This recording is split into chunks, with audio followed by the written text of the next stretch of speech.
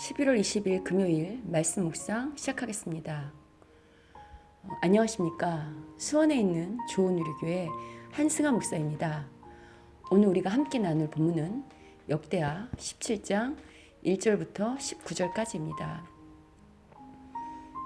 인간의 역사는 반복됩니다. 그래서 역사를 잊은 민족에게 미래는 없다라는 말을 하는 것입니다. 하나님을 향한 신앙의 역사도 반복입니다. 이러한 신앙의 반복된 역사를 보여주는 대표적인 책이 바로 구약의 사사기입니다. 사사기는 하나님의 백성인 이스라엘이 하나님의 뜻과 상관없이 자기들 소견에 옳은 대로 행할 때, 그럴 때마다 어김없이 외세의 침략으로 죽을 지경에 처하게 됩니다. 그럼 그때서야 정신 차린 이스라엘 백성이 하나님께 잘못했다고 도와달라고 요청하죠. 그러면 이럴 때마다 하나님께서 사사들을 보내셔 이스라엘을 구원하시는 이야기입니다. 그러나 조금 살만하면 이스라엘은 또다시 하나님을 배반하고 다시 외세 침략으로 죽을 지경에 처하고, 그래서 또다시 부르짖고, 그러면 하나님은 다시 사사를 보내셔 구원하는 이런 어처구니 없는 믿음의 역사를 반복하는 책이 바로 사사기입니다. 그리고 이처럼 어처구니 없는 믿음의 역사를 반복하는 것은요, 사사시대 이스라엘뿐만 아니라 그 이후에 이스라엘 후손들도 동일합니다.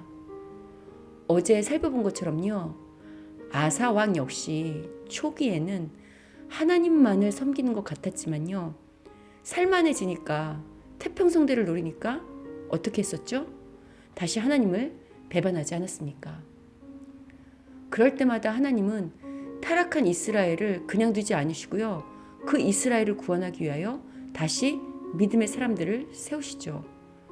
오늘 본문에 등장하는 아사 왕의 뒤를 이은 여호사밧 왕이 바로 그러한 인물입니다. 역대하 17장부터 20장까지는요, 이제 오늘 등장하는 여호사밧의 통치 기간 중 여러 전쟁의 이야기가 등장합니다.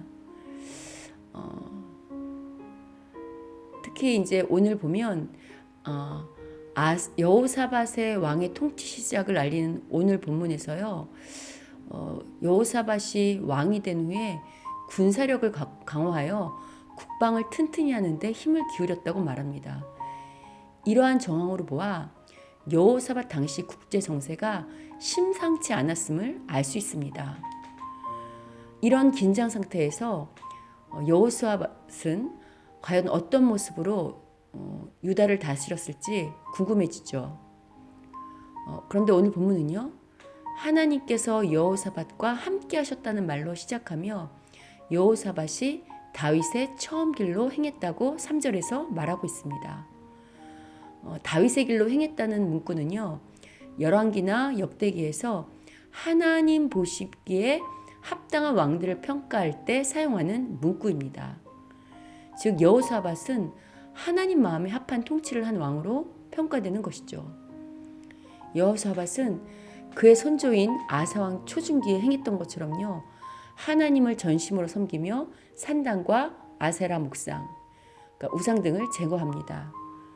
무엇보다 여호사밧의 특별함은요, 오늘 본문 7절 이하에 등장하고 있는데요, 여호사밧은 방백들과 레위인들 그리고 제사장들을 한 조로 구성해 유다 여러 성읍들에 파송합니다. 그들을 파송하는 이유는요, 그들로 하여금 유다 성읍들을 두루 다니며 하나님의 율법을 백성들에게 가르치기 위함이었습니다. 이스라엘 왕들 중에서요, 여호사밧처럼 특별조를 보내어 전국적으로 율법 순회 교육을 시킨 경우는 찾기 힘듭니다. 그런데 이상한 것은 하나님의 율법을 가르치는 일은 제사장이나 율법학자 또는 레위인만 파견하면 되는데요, 오늘 본문을 보면 여호사밧은 행정관료인 방백까지 보냅니다. 또한 오늘 본문의 명단의 순서를 보면요, 방백, 레위인, 제사장, 순임관 역시 이상하죠. 이는 여호사밧이 율법 교육을 단순히 종교적인 어떤 정책이 아니고요. 국가의 주요 정책으로 삼았으며 강력한 행정 조직을 통해서 모든 백성들에게 하나님의 말씀에 대한 교육을 철저히 하려 했음을 보여줍니다. 이처럼 여호사밧이요, 국가적 시스템까지 동원하여 백성들에게 율법을 가르치려고 한 이유는요, 백성들이 하나님의 뜻을 바로 알아야 나라가 바로 선다고 생각하기 때문입니다. 이는 여호사밧이 국가 통치의 근간을 하나님의 율법으로 다스리고자 했음을 말하고 있습니다. 하나님께서 이스라엘이라는 나라를 세우고 율법을 주신 이유가 바로 이스라엘이 하나님의 율법에 의해 다스려지기를 바라셨기 때문이죠. 그런데 앞서 언급한 사사기 시대부터 이스라엘 왕들과 백성들은요, 하나님의 법을 지키는 척 하다가도 살만하면 자기들 법대로, 자기들 맘대로 하기 일쑤였죠. 사사기 시대까지 갈 것도 없죠. 바로 어제 살펴본 아사왕도 살만하니 하나님의 법을 버리지 않았습니까? 그럴 때마다 하나님의 마음이 얼마나 쓰라리셨겠습니까? 여호사밧의 아버지인 아사왕이 하나님의 법들을 다시 여겼을 때도요, 하나님은 참으로 씁쓸하셨을 것입니다.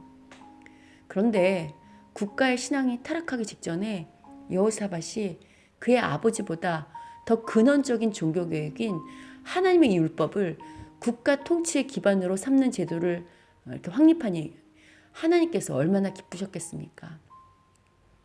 가끔 드라마를 보면요, 사랑에 빠진 남녀가 상대방이 자신을 너무 행복하게 해줄 때 이러니 내가 안 반해? 라는 대사가 등장하죠.